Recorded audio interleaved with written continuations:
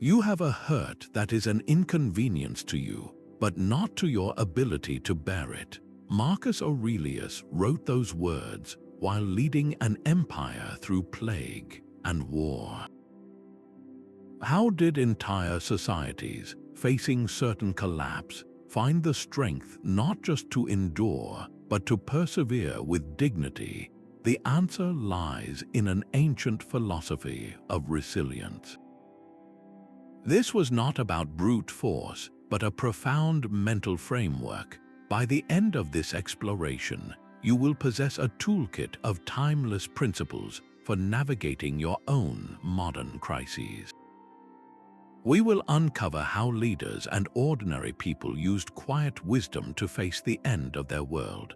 What does it truly mean to survive when everything familiar falls away?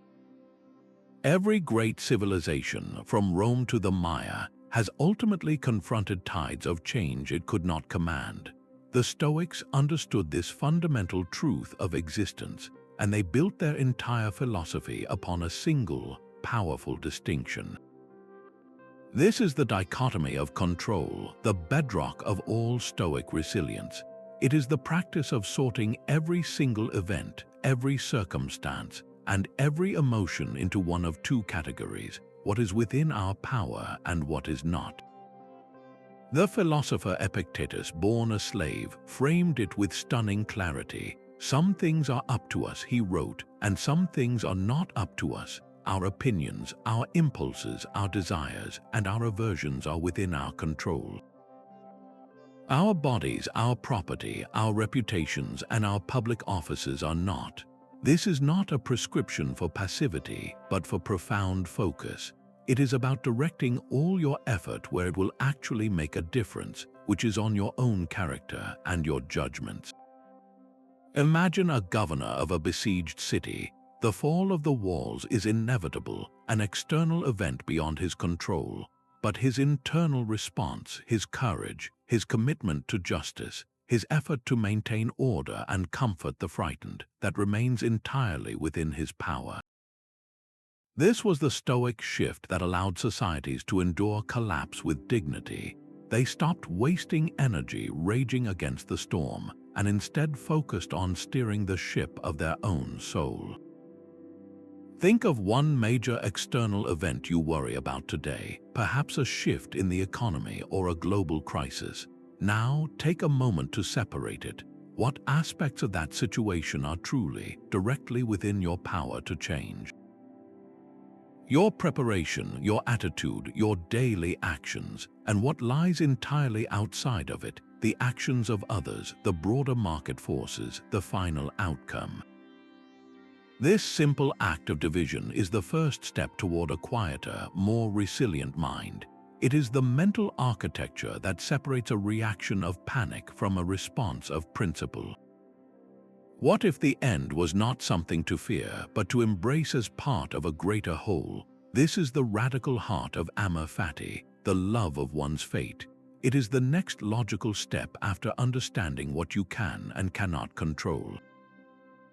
Once you accept that certain events are inevitable, this philosophy asks you to go further, to welcome them, not with resignation but with an active, heartfelt approval.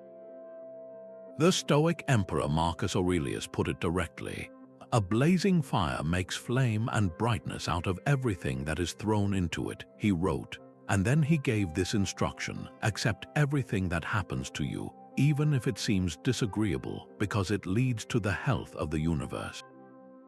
To love your fate is to see the collapse of your world not as a personal tragedy, but as a necessary thread in the vast tapestry of existence. This mindset transforms suffering from a meaningless affliction into a purposeful component of a cosmic order. It is about finding meaning in the inevitable decline itself. Consider the Roman philosophers and statesmen who watched their political world decay from within. While others panicked or scrambled for a lost past, these individuals practiced a calm acceptance. They did not see the corruption and the instability as a mistake to be undone, but as the reality they were given to navigate. Their task was not to reverse the tide of history, but to meet it with virtue. Their focus shifted from saving the empire, which was ultimately not within their sole power, to saving their own integrity, which always was. They loved the fate of a declining Rome because it was their fate, the very ground upon which they could practice courage, justice, and wisdom. This is not a call for grim endurance, but for a profound shift in perception. Think of a past difficult event in your own life, a loss you did not choose. How would your relationship to that memory change if you could view it not as a wound, but as the necessary fire that forged a part of who you are today? Amor Fati invites you to stop fighting the unchangeable facts of your story and to start loving the entire narrative, especially the painful chapters, for they too have shaped your character. Even as their empires crumbled into dust, the inner world of the Stoic remained unshaken. This is the principle of the inner citadel, an inviolable fortress of the mind that no external chaos could ever truly breach. The Stoics dedicated their lives to building this internal refuge, a place of absolute clarity and peace that could be accessed at any moment, under any circumstance. It was not a physical location, but a state of disciplined perception and unwavering principle. From this stronghold within, a person could watch the world burn without their own soul catching fire. They could think clearly, act morally, and maintain their humanity even as the society around them lost its own. Marcus Aurelius, amidst the relentless pressures of ruling a vast and troubled empire, constantly reminded himself of this power. He wrote, "People look for retreats for themselves in the country, by the coast, or in the hills. But this is altogether unphilosophical when you can at any moment retreat into your own mind. Nowhere can a person find a more peaceful and trouble-free retreat than in his own soul. This was the ultimate sanctuary. It is the practice of turning inward to find a stability that the external world can never provide." Consider a scholar in a city under siege. While armies clash beyond the walls and the sounds of destruction echo through the streets, this individual continues their work by candlelight, translating an ancient text or recording a piece of history. The fall of the city is a near certainty, an event entirely outside their control. Yet, within the walls of their own mind, they choose to focus on what remains within their power: the preservation of knowledge, the act of creation, the maintenance of their purpose. Their inner citadel is built not of stone, but of their commitment to their craft and their values. This is what allowed doomed civilizations to leave a legacy. It was not the political structures that survived, but the ideas, the art, and the examples of character that were forged in these inner fires. So what is your inner citadel built upon? When the noise of the world becomes overwhelming, what are the core values you retreat to that are non-negotiable for you? Is it your integrity, your compassion, your commitment to truth? Identifying these foundations is the first step in building a shelter that no storm can destroy. When everything you possess is gone, what remains of value? The Stoics offered a radical answer, one that guided them through the loss of empires. They declared that virtue, and virtue alone, is the only true good. Not wealth, not power, not even physical safety. This single idea provided a compass that remained steady even when the entire world seemed to spin into chaos. Your character, your justice, your courage, your wisdom, these are the only possessions that are entirely your own and can never be taken from you by any external force. The philosopher Seneca, who witnessed immense political turmoil and was eventually forced to take his own life by a corrupt emperor, wrote these powerful words: "A good character is the only guarantee of everlasting, carefree happiness. Even if some obstacle to this comes on the scene, its appearance is only a mirage, like a shadow which a tiny shift of sunlight will cause to vanish." For no real evil can befall a good man. This was the ultimate redefinition of survival. To survive was not merely to continue breathing, but to preserve your moral core. It was to ensure that the person you were, your essential integrity, remained intact even if your city lay in ruins around you. This focus transformed their entire perspective on collapse. The goal was no longer to save the external trappings of civilization, but to save the civilized soul itself. We remember historical figures from fallen empires not for their vast estates or political titles, which turned to dust, but for the virtues they embodied. We recall their stoic courage in the face of tyranny, their unwavering commitment to justice when it was dangerous to do so, their wisdom in documenting truths for future generations. Their lasting legacy is not in stone, but in the example of their character. So ask yourself this: when the noise of modern life fades and all the distractions are stripped away, what are the core virtues you strive to live by, especially when it is difficult? Is it honesty when a lie would be easier? Is it compassion when you feel wronged? Identifying these non-negotiable principles is how you build a life of meaning that no crisis can erase. From the quiet of your own soul, you can rise even higher. Picture the earth not as a map, but as a distant blue sphere hanging in the void. This is the view from above, a powerful Stoic meditation designed to shrink our anxieties down to their true size. It is a mental exercise where you consciously zoom out, seeing your life, your city, and all of human history from a cosmic vantage point. In doing so, the crises that feel all-consuming in the moment are revealed as fleeting moments in an endless cycle of creation and decay. This practice gave those facing collapse a profound sense of perspective, allowing them to endure by understanding their small but purposeful place in a grand and eternal scheme. Marcus Aurelius constantly returned to this thought to steady his mind. He wrote, "Remember that all is opinion, and look at the passing of human lives, their rising and falling, and see how brief they are." He would contemplate the ruins of ancient empires and the forgotten graves of famous men, realizing that even the grandest cities and most powerful rulers are, from a sufficient height, just dust and stories. This was not meant to make life seem meaningless, but to free him from attachment to temporary things. It allowed him to focus on what truly lasted, the virtue he could practice right now, in his small corner of the vast universe. Imagine an astronomer in a civilization whose golden age has passed. Each night she climbs the steps of her observatory, a structure that itself is beginning to crumble.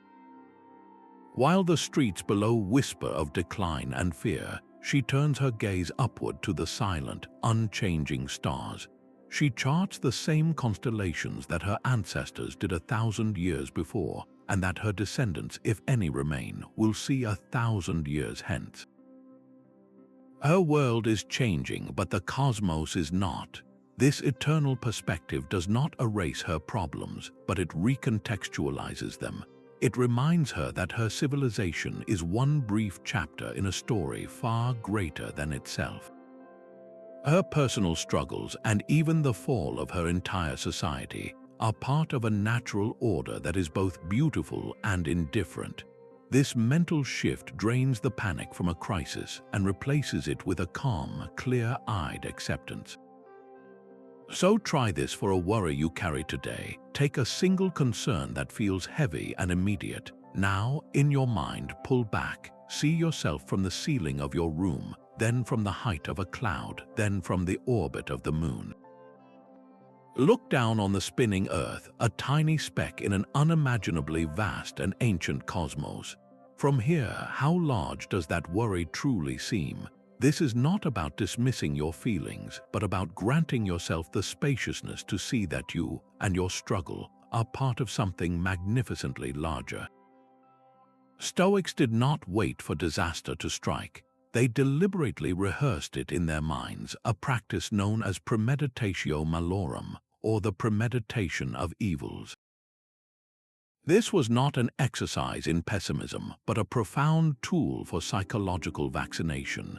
By vividly imagining the loss of everything they held dear, their wealth, their status, even their loved ones, they systematically drained those potential futures of their terror.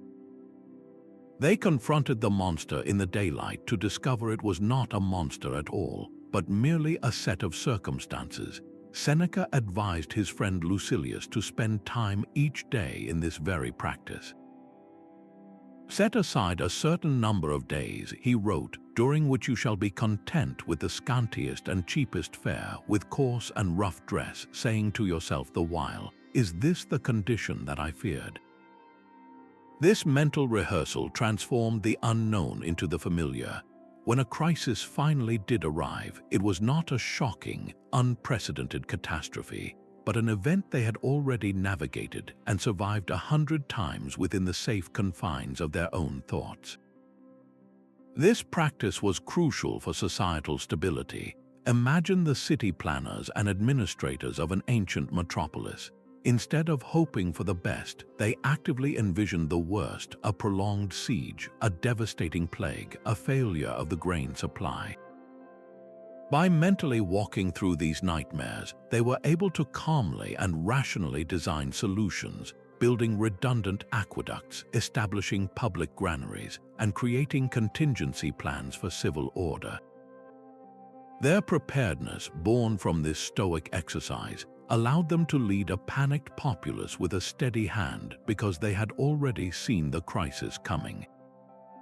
They had already accepted its possibility, and so their energy was freed for effective action, not consumed by fear.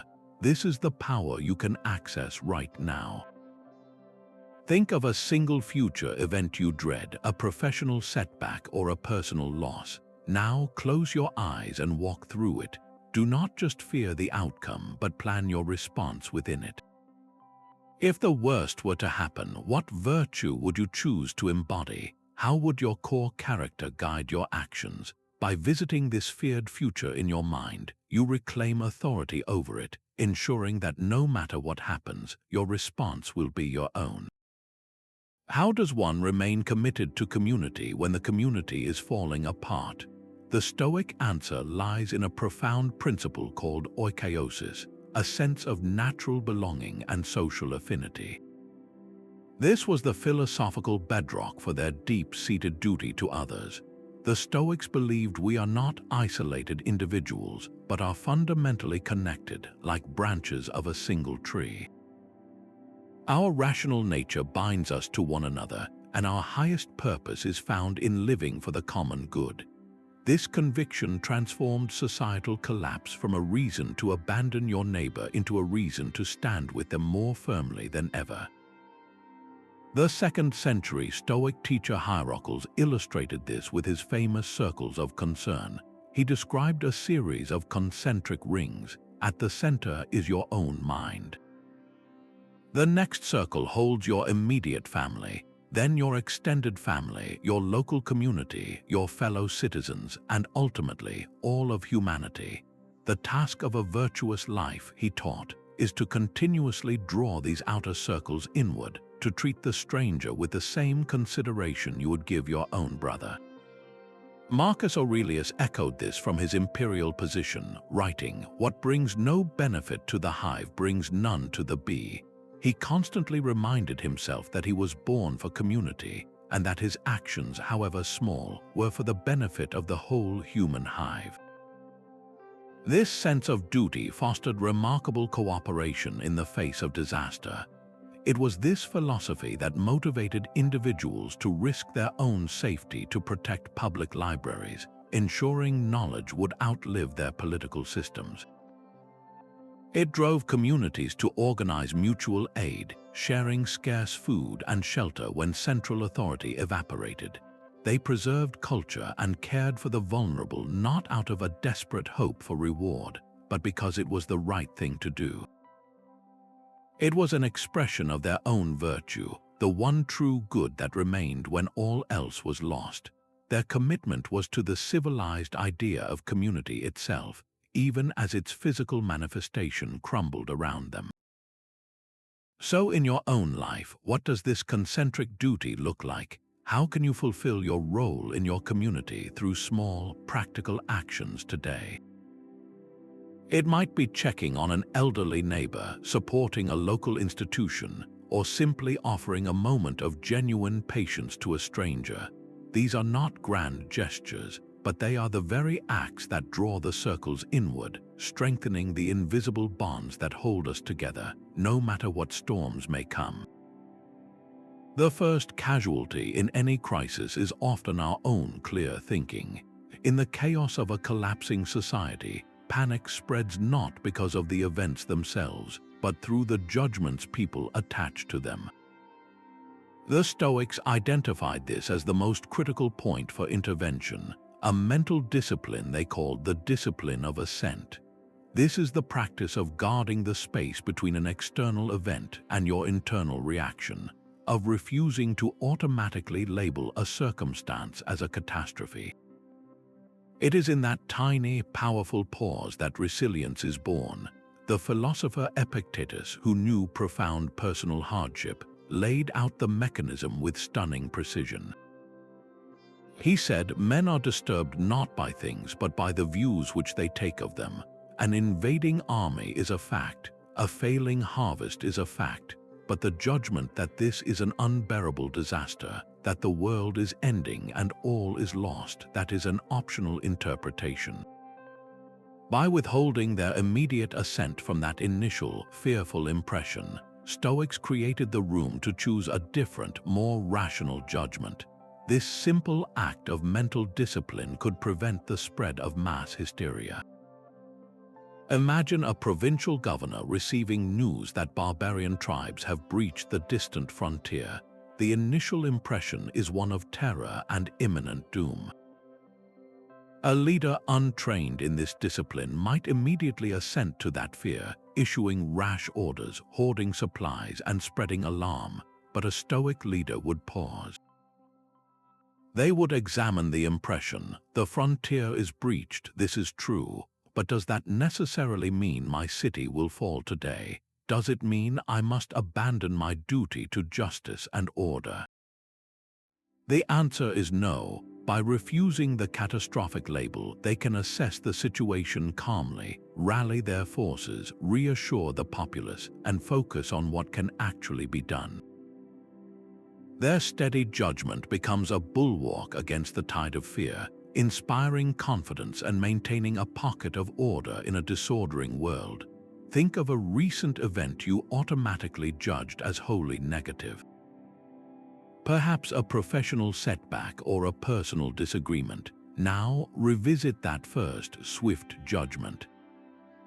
Can you separate the pure fact of what happened from the story you told yourself about it?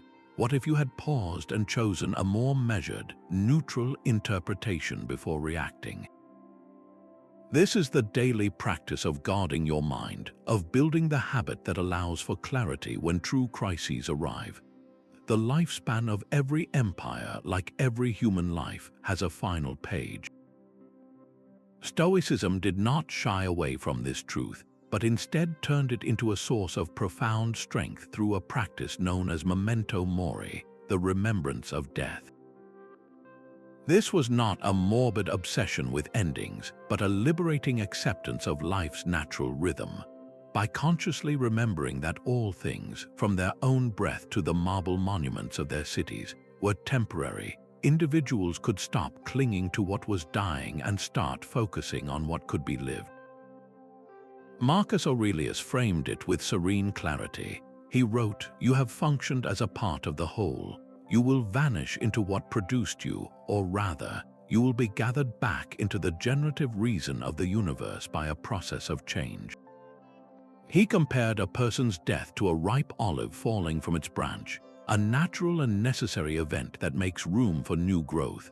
This perspective transformed the fear of collapse into a quiet reverence for the cycle itself.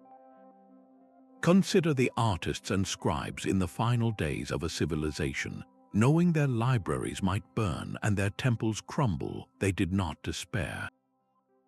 Instead, this awareness of impermanence lent an incredible urgency and purity to their work. A poet would choose his words with greater care, understanding they might be the last of their kind. A sculptor would imbue a statue with all the beauty and truth he could muster, not for glory that would fade, but for the act itself. Their greatest creations were often born from this confrontation with an ending, because it forced a radical prioritization of what was truly meaningful. They created not for an immortal legacy, but because creating with virtue was the right way to occupy their brief moment in time. This is the quiet power memento mori offers you. If you truly, deeply accepted that your own life and the society you know are temporary, what would you immediately stop doing? What trivial worries would lose their grip on you? And more importantly, what single thing would you start doing today with the time that remains? What does it mean to be wise and good when the world is falling apart? The Stoics offered a guiding star in the form of an ideal, the sage. This was not a historical figure, but a model of perfected human nature, a person who remains completely rational and virtuous no matter the chaos that surrounds them. The sage experiences the same pains and losses as anyone else, but their judgments remain unclouded, their actions consistently aligned with principle. While no one could ever fully become this perfect sage, the act of striving toward that ideal was itself the source of immense strength. It gave ordinary people a standard to measure their choices against, a north star for their moral compass in the deepest darkness. Seneca described this unwavering character with clarity. He wrote, "The wise man is joyful, happy, and calm, unshaken. He lives on equal terms with gods." Now understand that he is not free from emotional feeling, but free from passion. The distinction is crucial. The sage is not a cold, unfeeling statue. They feel grief, they feel fear, but they do not let those feelings become passions that overthrow their reason. They acknowledge the emotion, then return to the helm of their mind to steer a course guided by virtue.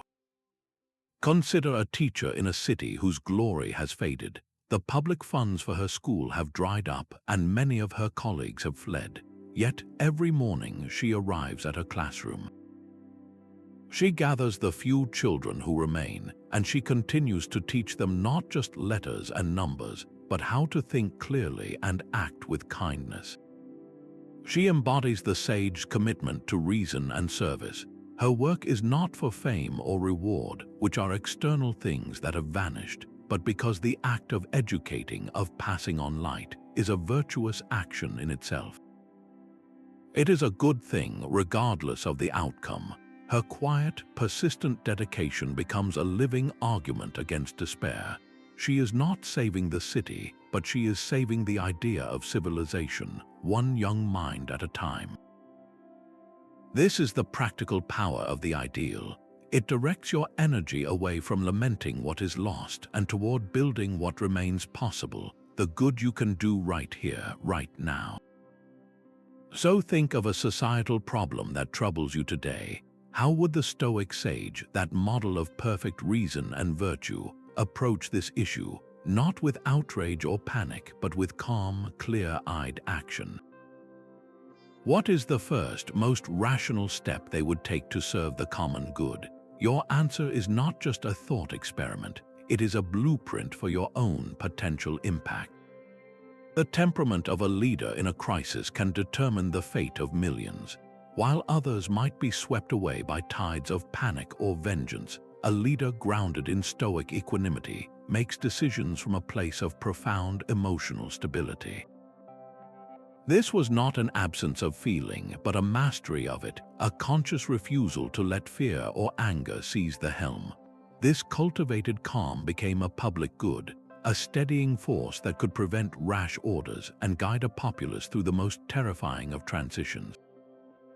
Marcus Aurelius, who bore the unimaginable weight of an empire, constantly counseled himself on this very point. He wrote, "When you wake up in the morning, tell yourself, the people I deal with today will be meddling, ungrateful, arrogant, dishonest, jealous, and surly. They are like this because they cannot tell good from evil, but I know that the good is beautiful and the bad is ugly. He reminded himself that his own composure was his primary duty, a sanctuary he could maintain regardless of the chaos swirling around his throne. This internal discipline translated directly into more rational and often more merciful governance. We see echoes of this in historical figures who faced catastrophic defeat. Consider the final Roman emperor in the West, Romulus Augustulus, or more famously, the Byzantine Emperor Constantine the 11th Palaiologos during the final siege of Constantinople. While legends vary, the narratives often highlight a quiet, resigned courage, a focus on fulfilling their duty to the very end without hysterics. They accepted a fate they could not change while upholding the virtues they could, their equanimity providing a fragile but crucial bulwark against total chaos. Think of a leader you personally admire, whether in history, your community, or your workplace. What aspects of this stoic calm do they exhibit? Is it their ability to deliver difficult news with clarity rather than blame, their habit of pausing to reflect before reacting to a provocation? These are the modern expressions of that ancient discipline, the quiet strength that builds trust and makes clear-headed action possible when everything is on the line. Your city walls do not define the limits of your humanity. The most resilient Stoics cultivated a perspective that reached far beyond the borders of their own civilization, seeing themselves as citizens of the world. This cosmopolitan spirit was a direct challenge to the tribal thinking that so often fuels conflict during times of fear.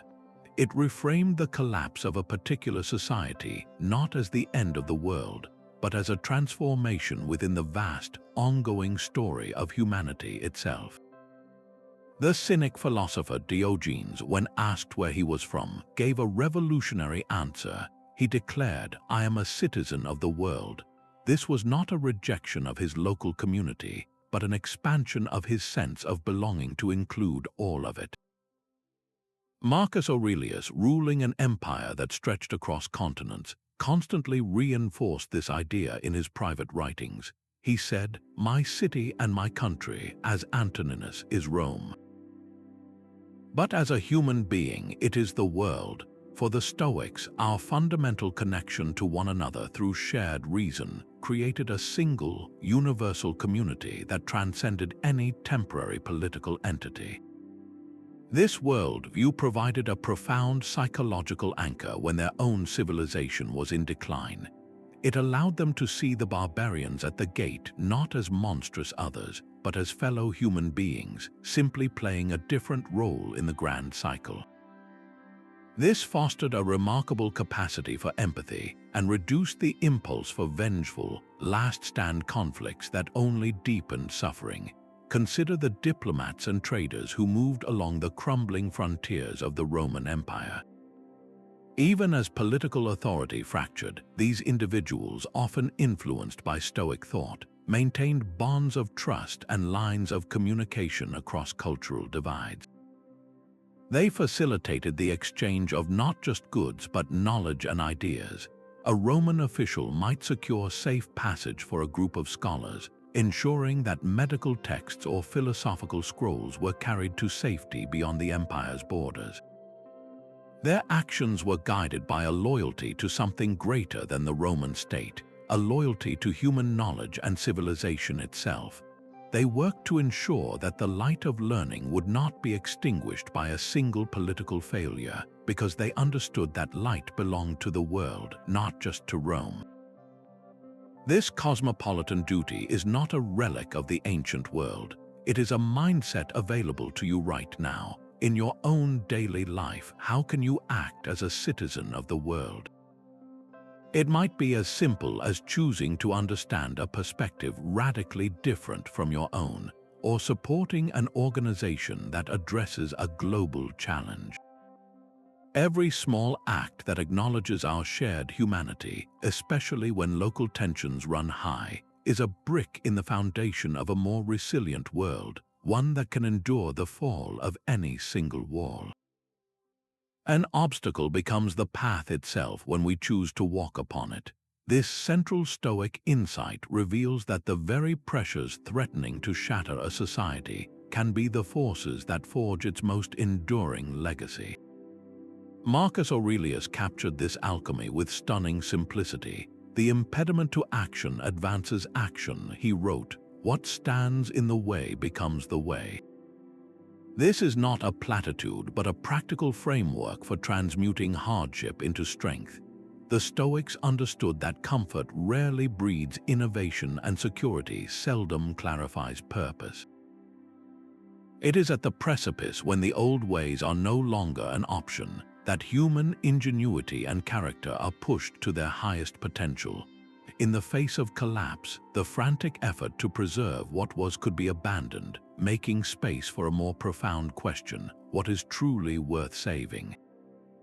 This reframing turns adversity into raw material. The loss of trade routes forces a community to discover local self-sufficiency. The threat of conquest inspires a burst of artistic expression to capture a vanishing culture. The breakdown of central authority compels neighbors to rely on one another, weaving bonds of mutual aid stronger than any law. The pressure of the end forces a distillation of what is essential for the human spirit to flourish, even in the ruins.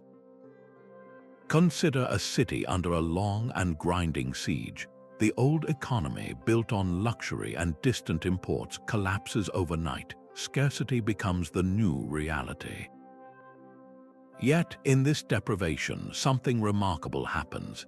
Engineers with no access to traditional materials devise new methods for collecting rainwater and reinforcing defenses with rubble. Community kitchens emerge where the last stores of grain are shared equally, fostering a powerful sense of shared fate that never existed in times of plenty. Scribes, fearing the total loss of their history, work tirelessly to inscribe their most vital knowledge onto durable clay tablets, ensuring that the core of their wisdom might survive the fire. The obstacle of the siege did not just test them, it actively created the conditions for ingenuity, solidarity, and a ruthless prioritization of what mattered. The city's greatest legacy was born not in its golden age, but in its final, determined struggle. This principle is a tool you can hold in your own hands. Bring to mind a single obstacle you are facing right now, a professional setback, a personal conflict, a source of daily frustration. Now reframe it. Do not ask, "Why is this happening to me?" Instead, ask, "What virtue does this situation demand of me? Does it call for patience you did not know you possessed? Does it require the courage to have a difficult conversation?" Your obstacle is no longer a blockade, but the raw material for building a stronger, more resilient version of yourself. Stoics did not wait for hardship to find them. They deliberately sought it out in small, controlled doses, embracing simplicity and discomfort as a form of psychological training. This was the practice of voluntary discomfort, a way to inoculate the soul against the shock of future deprivation. By occasionally choosing to fast, to wear simple clothes, or to sleep on a hard bed, they were not punishing themselves. They were building a vital form of resilience, systematically reducing their attachment to the very comforts that a crisis could so easily snatch away. When real collapse came, the loss was far less devastating because they had already proven to themselves, again and again, that they could thrive with less. The philosopher Seneca, a man of immense wealth, was a fierce advocate for this practice. He advised, "Set aside a certain number of days during which you shall be content with the scantiest and cheapest fare, with coarse and rough dress, saying to yourself the while, 'Is this the condition that I feared?'"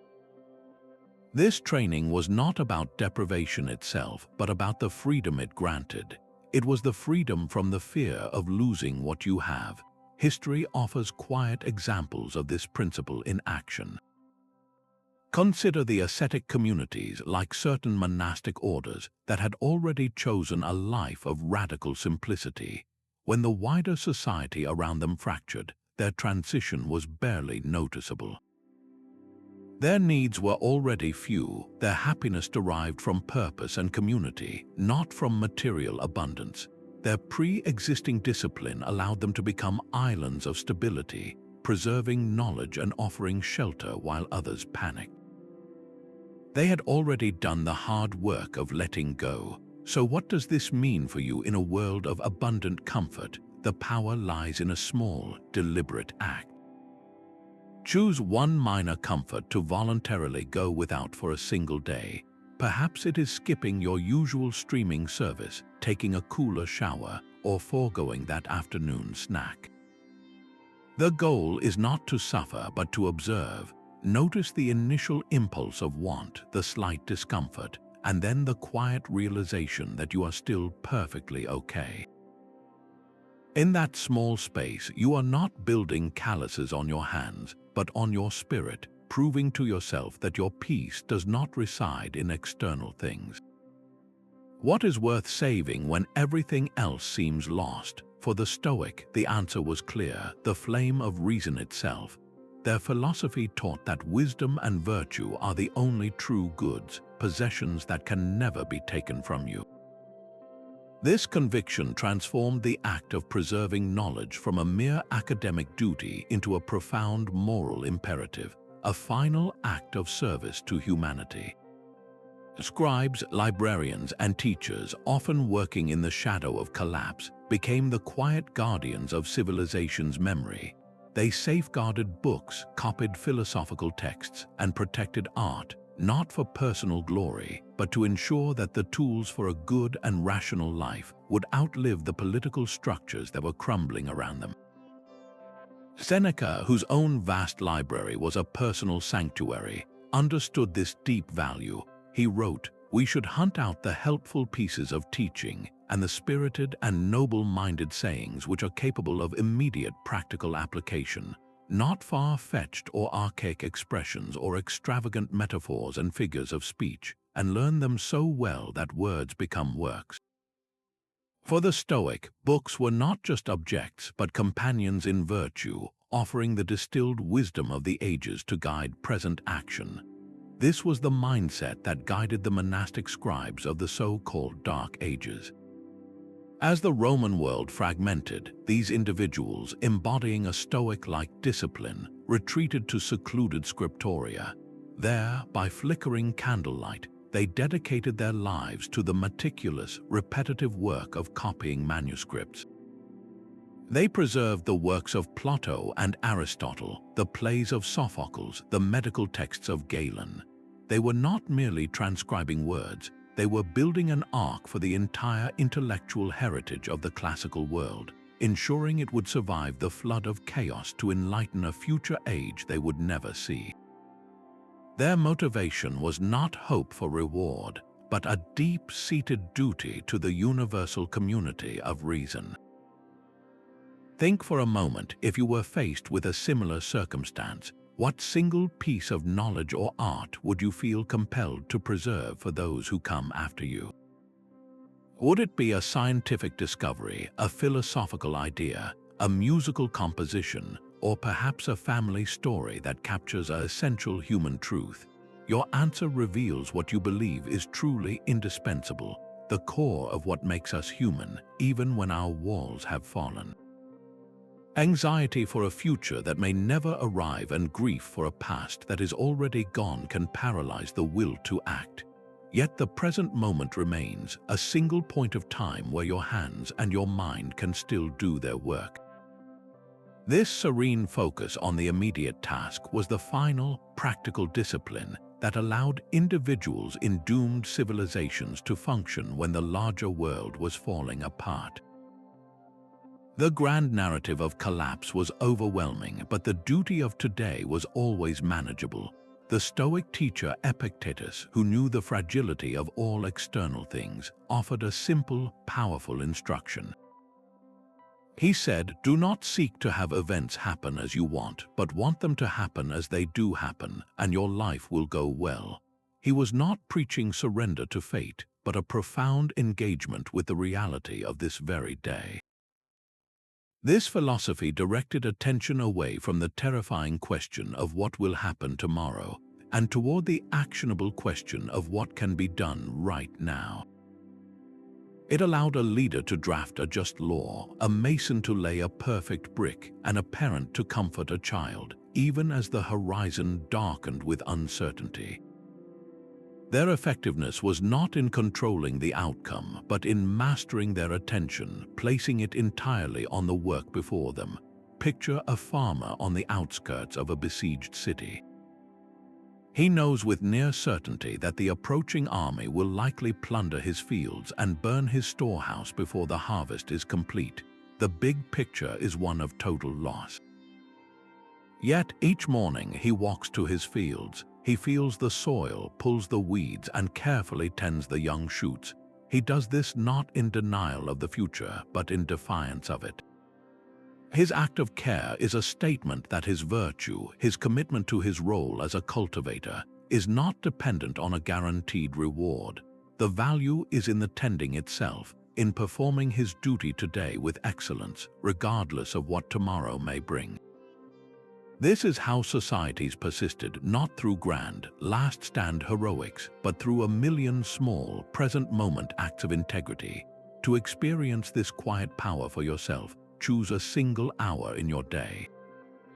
For that 1 hour, dedicate yourself fully to one task, whether it is a work project, a conversation with a loved one, or simply washing the dishes.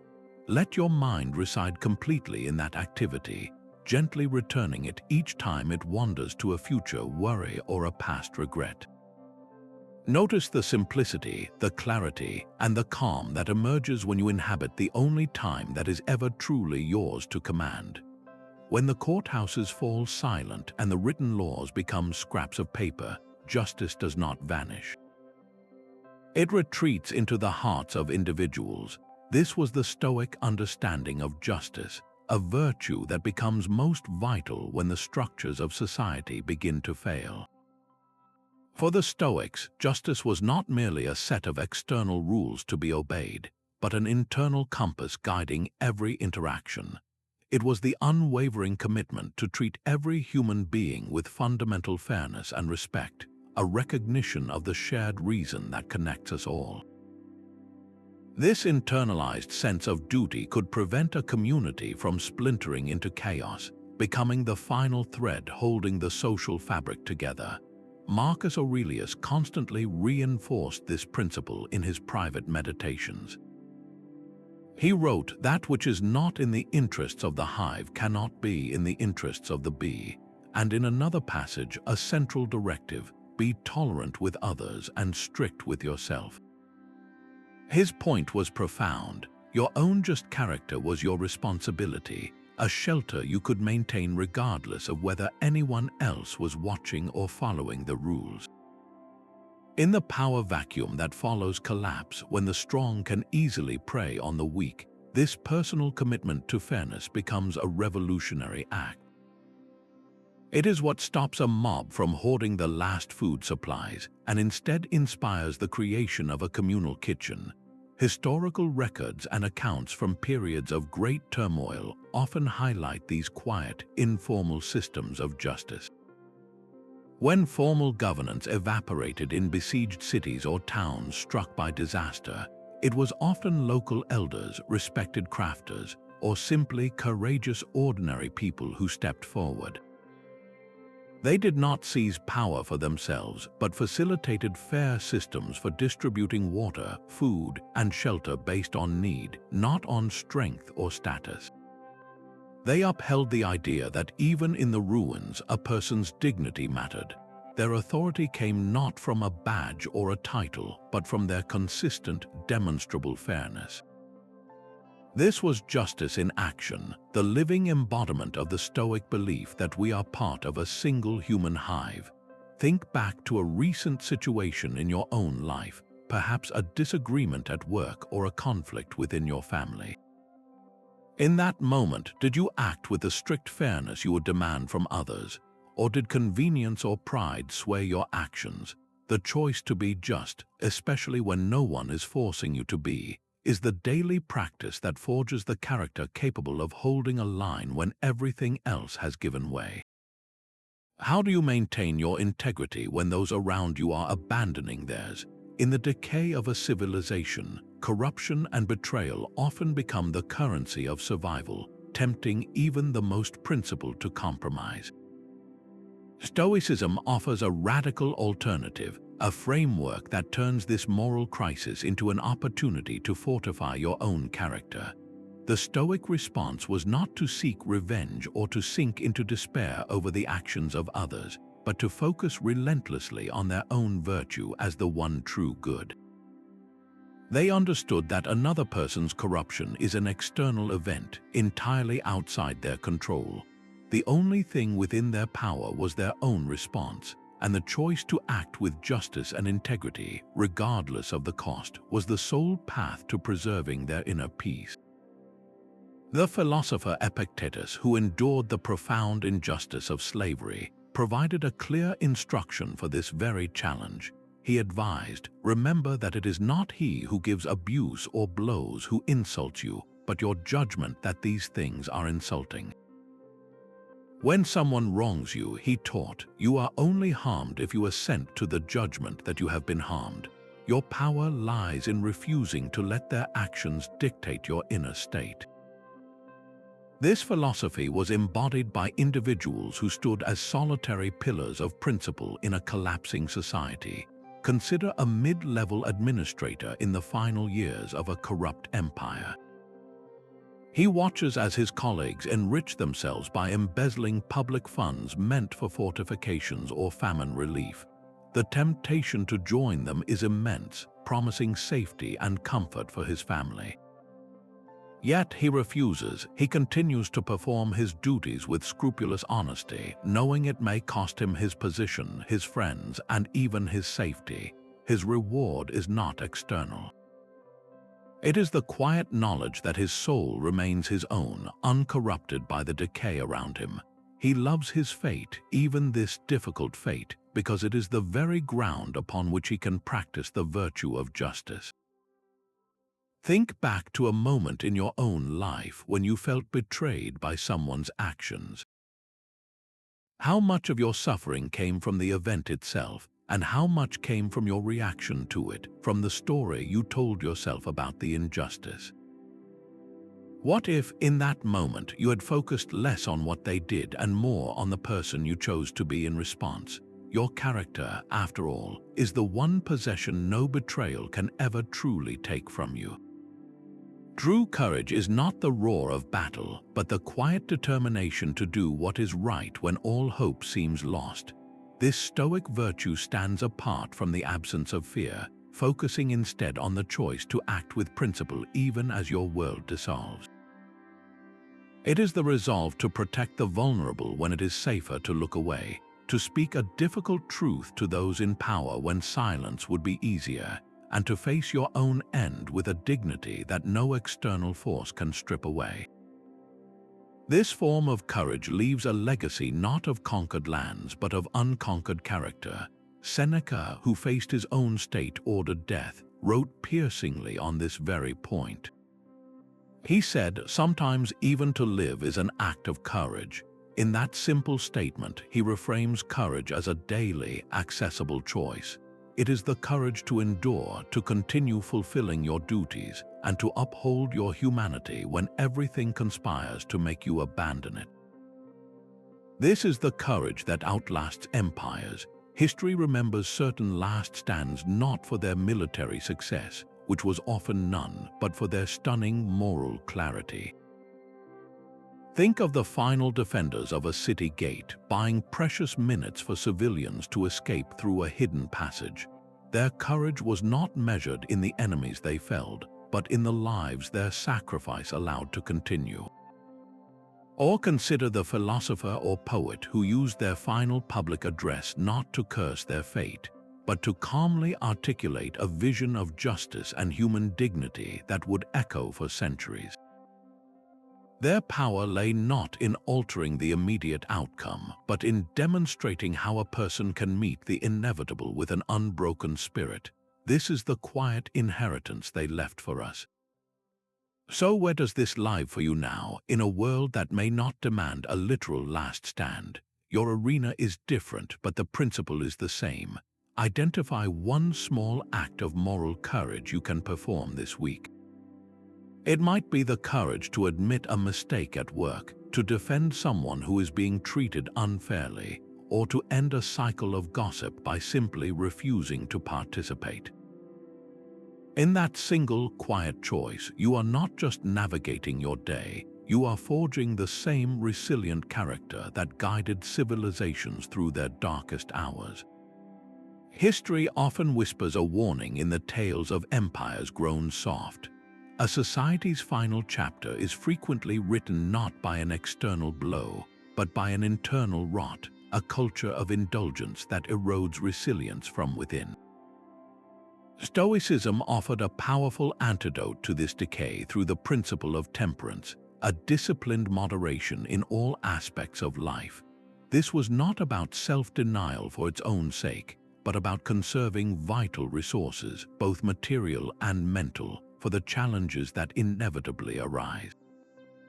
A mind clouded by excess cannot think clearly, and a community depleted by luxury cannot withstand a sudden shock. The philosopher Musonius Rufus argued passionately for this simple life, stating that to be free, we must reduce our needs to the minimum, for it is wants that make us slaves. He saw luxury not as a reward but as a chain that binds us to fortune, making us vulnerable to every twist of fate. In a civilization teetering on the edge, this practice of temperance became a quiet form of preparation. Imagine a provincial town where the local leaders, influenced by Stoic thought, rejected the lavish spectacles and extravagant consumption of the distant capital. They invested instead in public granaries, maintained simple but sturdy defenses, and fostered a culture where status was derived from character, not wealth. When a harsh winter or an invading force finally arrived, this community did not panic. Their needs were already lean, their spirits accustomed to hardship. They had conserved their physical and emotional energy, and this reserve of strength allowed them to organize, to share, and to endure while the decadent capital descended into chaos. Their survival was a direct result of their prior restraint, so look at the landscape of your own life. Where has comfort quietly built a nest of dependency? Choose one single area, perhaps your weekly spending, your daily screen time, or even the clutter in your home. What would it feel like to practice a small, deliberate act of temperance there, to prove to yourself that your peace is not held hostage by that one thing? Resilience is not a solitary pillar, but an entire architecture of character. The Stoics did not see wisdom, courage, justice, and temperance as separate traits to be collected. They understood them as a single, interwoven system where each virtue supports and completes the others. Wisdom is the compass that directs courage, ensuring your bravery is not reckless but purposeful. Courage, in turn, provides the strength to act justly when it is difficult or dangerous. Justice tempers that very courage, reminding you that your strength must serve the common good, not just your own interests. And temperance provides the quiet mind and clear judgment necessary for wisdom to flourish in the first place. This holistic framework created a complete operating system for the soul, a mental and moral equilibrium that could hold firm even as the external world lost its balance. Marcus Aurelius captured this unity in his private writings, observing, "That which isn't good for the hive isn't good for the bee." This simple statement binds the virtues together. It takes wisdom to understand what is good for the whole, courage to act on it, justice to ensure it is applied fairly, and temperance to set aside personal desire for the hive's benefit. We see this integration in figures like Cato the Younger, who opposed the rise of Julius Caesar. His wisdom saw the threat to the Republic. His courage drove him to stand against immense power. His justice demanded he fight for the system's ideals, and his temperance was evident in his famously simple and disciplined personal life, even as a wealthy man. His entire being was a single, coherent argument for virtue, a unified front against corruption. So, take a quiet moment to consider your own character. On a scale of 1 to 10, how would you honestly rate your current practice of each cardinal virtue? Where does your wisdom need to grow? Is your courage channeled by justice? And crucially, how might strengthening your temperance, your command over your own desires, suddenly create more mental space for wisdom to guide all your other actions? The ultimate strength lies not in holding on, but in the quiet power of release. Stoicism reframed letting go as the highest form of freedom, a psychological preparation for losing everything the external world could offer without surrendering an inch of your inner self. This was the practice of non-attachment, a deliberate loosening of your grip on outcomes, possessions, and even your homeland. It was not about not caring, but about caring for the right thing, your own virtue above all else. The philosopher Epictetus, who began his life as a slave and understood the fragility of all external things, offered a simple but devastatingly effective exercise. He advised his students to handle a favorite ceramic cup with the constant awareness, "I am drinking from a cup that is already broken." This was not a morbid thought, but a practical reminder of the nature of all things that are not truly ours. He taught, never say of anything, "I have lost it," but say, "I have returned it." Did your child die? It was returned. Did your wife die? She was returned. Was your estate taken? That too was returned. This mindset transforms the trauma of loss into the calm fulfillment of a temporary lease. It prepared individuals for the total collapse of their social world by making that loss a familiar, accepted part of life's natural rhythm. Consider the countless refugees throughout history who have been forced to flee their homes with nothing but the clothes on their backs. Those who had unconsciously internalized this Stoic practice, perhaps through a cultural emphasis on inner wealth over material fortune, were able to navigate this unimaginable loss without being spiritually broken. They arrived in a new land with their hands empty but their character intact. Their energy was not consumed by bitterness or a desperate longing for what was gone, but was freed to build a new life from the ground up, carrying forward only what could not be taken, their resilience, their skills, and their capacity for joy. Their survival was a testament to the power of this release. So, what is one thing you cling to a little too tightly?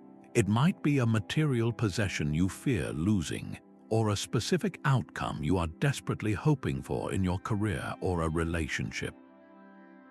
For just a moment, mentally practice letting it go. See it as already broken, already returned. Notice the space that opens up in your mind when you stop fighting the possibility of loss and simply accept the fragile, borrowed nature of all things.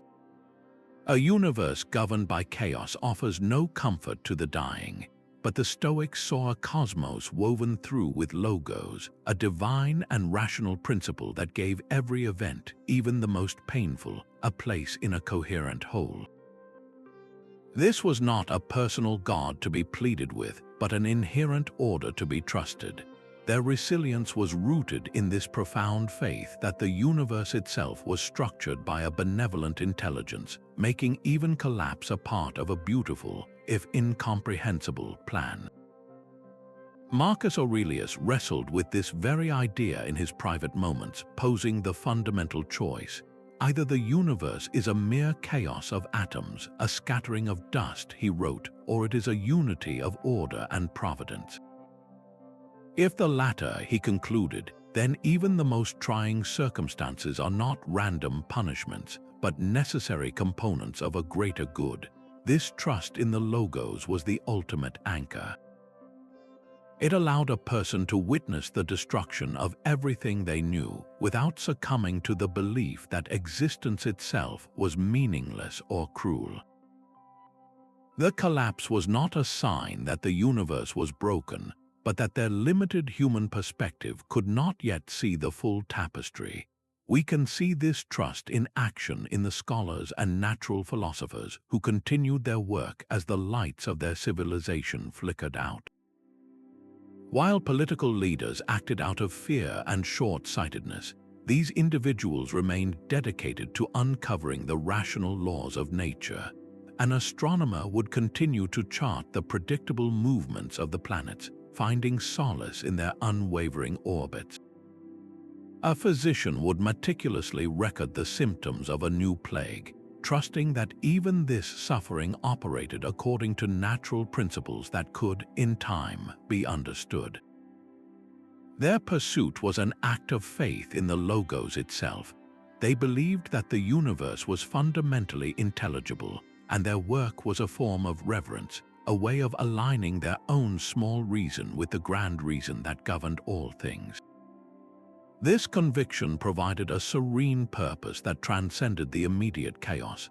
Think of a difficulty you have faced in your own life. Was there a moment when surrendering to a larger process, trusting that there was a reason things were unfolding as they were, ultimately brought you a sense of peace? That quiet trust, even in the absence of answers, is an echo of the Stoics' unwavering faith in a rational cosmos. In a world sliding toward ruin, the only question left is what is the right thing to do right now. This is the heart of the Stoic discipline of action, a final pivot from trying to control the uncontrollable future to mastering the one thing you can, your own conduct in this very moment. It is about performing your duty not for a reward or a guaranteed result, but because the action itself is virtuous. When grand plans to save a civilization crumble, meaning is found in the immediate, purposeful work right in front of you. The philosopher Epictetus, who knew the fragility of all external achievements, gave the clearest instruction. Do not seek for things to happen as you wish, he advised, but wish for things to happen as they do, and you will go well. Then he added this crucial guidance: perform every act in life as though it were your last. This was the call to do what is set before you with all your might, to fulfill your role with excellence, not for fame, but for the integrity of the act itself. This mindset transformed the landscape of collapse. The goal was no longer to be the savior of a dying empire, but to be a good parent, an honest neighbor, a meticulous craftsperson. A baker, by rising before dawn to ensure the community had bread, was upholding a fundamental pillar of civilization. A healer, by tending to the sick with compassion despite a shortage of medicines, was preserving the ideal of care. A teacher, gathering children in a makeshift classroom to share stories and lessons, was safeguarding the flame of reason for a future she might never see. These countless unnamed individuals, by simply doing their jobs with focus and virtue, maintained pockets of order and humanity. Their quiet diligence wove a net of resilience that caught a society as it fell. Their legacy was not in reversing the tide of history, but in the dignity they brought to their small corner of it. So, what is the one specific duty before you today that you can perform with greater focus and excellence? Is it a project at work, a conversation with a loved one, or a simple act of maintenance in your home? Approach it not as a task to be completed, but as your current arena for practicing virtue, the right thing to do right now. The grim and unfeeling Stoic is a caricature that would have made the philosophers themselves laugh. They understood that a sense of humor was not a distraction from wisdom, but a vital component of it. This was a laughter born from perspective, the ability to see the cosmic joke in our own grand pretensions and self-importance. When you truly grasp how small your personal dramas are against the backdrop of eternity, the natural response is not despair but a liberating lightness. Seneca, a man deeply familiar with political intrigue and exile, championed this outlook. He wrote that the wise man is joyful, serene, and calm, but he also possesses a cheerful wit.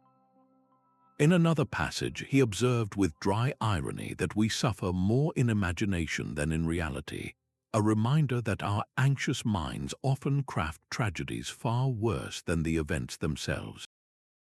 This wit was a tool for deflating fear. Consider the playwrights and satirists in a society's final act. While prophets of doom foretold the end, these artists used comedy to hold a mirror to the absurdities of the decaying culture. They would craft clever plays that mocked the vanity of corrupt officials or the folly of social climbers desperately clinging to a vanishing world. Their audiences, united in laughter, found a moment of shared relief and clarity. The problems did not vanish, but the collective anxiety around them shrank, making them feel more manageable. This shared mirth was a form of social resilience, a way to say, we see the chaos, and we will not let it steal our joy. So think of a situation that is currently causing you stress. Can you step back and find a single, absurd detail within it? Is there an irony in the situation, a way in which it defies all logic in an almost comical way? Finding that small thread of humor does not mean the problem is not serious, but it does reclaim a piece of your mental freedom from it. The true survival of a civilization is measured not in the endurance of its stone monuments, but in the quiet transmission of its character. While empires fell into dust, the individuals shaped by Stoic resilience became living conduits for the most vital inheritance, the ideas and virtues that would patiently seed the future. These were the teachers in makeshift schools, the scribes preserving texts by candlelight, the parents modeling unwavering integrity for their children.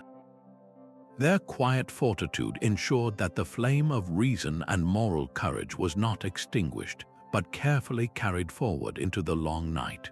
Marcus Aurelius reflected on this very continuity, writing, "Never forget that the universe is a single living organism with a single substance and a single soul." How do all things work together to serve the whole? He saw his own life as one brief segment in an endless chain of being, where his actions contributed to a legacy far greater than his own lifespan. This perspective transformed personal endurance into a cosmic duty. We see this legacy most clearly in the fate of Stoic philosophy itself. The very texts we study today, the meditations of Marcus Aurelius, the letters of Seneca, the discourses of Epictetus, survived centuries of upheaval because countless unknown individuals embodying Stoic values chose to preserve them. Through the so-called Dark Ages and into the medieval period, monastic scribes, often in cold, isolated scriptoria, dedicated their lives to copying these manuscripts. They did this not for glory, but out of a sense of duty to truth itself. This unbroken chain of custodianship carried these ideas safely into the Renaissance, where they ignited the minds of thinkers and artists, and ultimately into our modern world, shaping everything from cognitive behavioral therapy to leadership training. The civilization that produced those texts collapsed, but the soul of that civilization, its core philosophical insight, survived because of the resilient character of the people who refused to let its light go out. So what is the legacy you are building with your life? It likely has little to do with public recognition or material wealth. Instead, consider the quiet influence of your own character. What seeds are you planting through your daily actions, your small acts of integrity, your response to hardship? What will you be passing on, not in a will, but in the indelible imprint you leave on the people and the world around you? The anxieties of the ancient world echo in our own. How do the Stoic tools for navigating collapse serve us now, amid climate reports, political divisions, and the relentless churn of the global economy? The same principles that guided a governor through a siege offer a practical framework for our modern crises. The dichotomy of control, for instance, provides immediate relief from the paralysis of climate anxiety. You cannot single-handedly stop a glacier from melting, an external event beyond your direct command, but your energy usage, your consumption habits, and your support for sustainable practices remain firmly within your sphere of influence. This philosophy does not ask you to ignore the larger problem, but to focus your efforts where they can actually create change, freeing you from the exhausting burden of trying to control the uncontrollable. Marcus Aurelius offered a modern-sounding insight when he wrote, "You have power over your mind, not outside events. Realize this and you will find strength." Today, that strength is found by turning away from the endless, anxious scroll of news and toward the tangible, virtuous action you can take in your own community. We see this applied in local resilience groups that form to support neighbors during power outages or extreme weather, embodying the Stoic focus on practical duty and community. The practice of memento mori, the remembrance of death, takes on a new urgency in an age of digital distraction. It asks us to consider the finite nature of our time and our societies, not to induce fear, but to instill a fierce clarity about what truly matters. It asks what legacy we are building with our brief, precious days. So, with all these tools now laid before you, which single Stoic principle will you choose to apply to a specific worry you carry? Will it be the discipline of assent, pausing before you label a political headline as a catastrophe, or perhaps the view from above, pulling back to see your personal struggle within the vast, calming scale of human history? Your choice is the first step in building a quieter, more resilient mind, ready not just for today's chaos, but for whatever may come. The marble statues crumbled, but the principles carved into the minds of the people survived them. Stoicism offered a profound internal fortress, a sanctuary of character that no invading army could ever breach. This philosophy did not save the political structures or the physical monuments of a civilization.